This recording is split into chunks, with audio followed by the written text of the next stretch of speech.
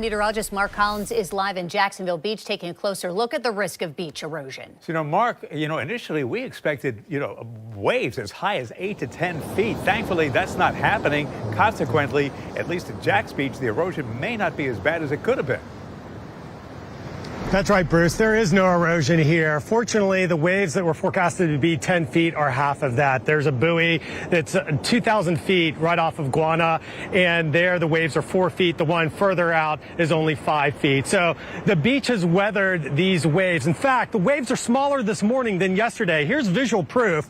These lines, these are what are called rack lines. These are the debris lines from yesterday evening's high tide. You can see the water pushed all the way up there. Take a look at where the water is right now. We've already passed this morning's high tide, which was at 6:22. And you can see that here I'm standing on the berm, the flat part of the beach. The water is not even getting up to the berm crest. So usually when you get erosion, you can get in an escarpment, and we're not seeing any of those little mini cliffs along the beach.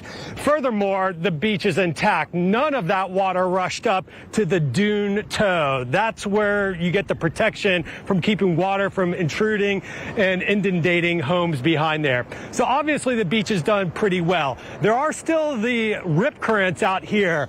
Now, to be a trained beachcomber or in a swimmer, you want to look for certain features to find the rips. One clue is here. This is where the swash comes up and gets behind the berm. It creates a washout channel.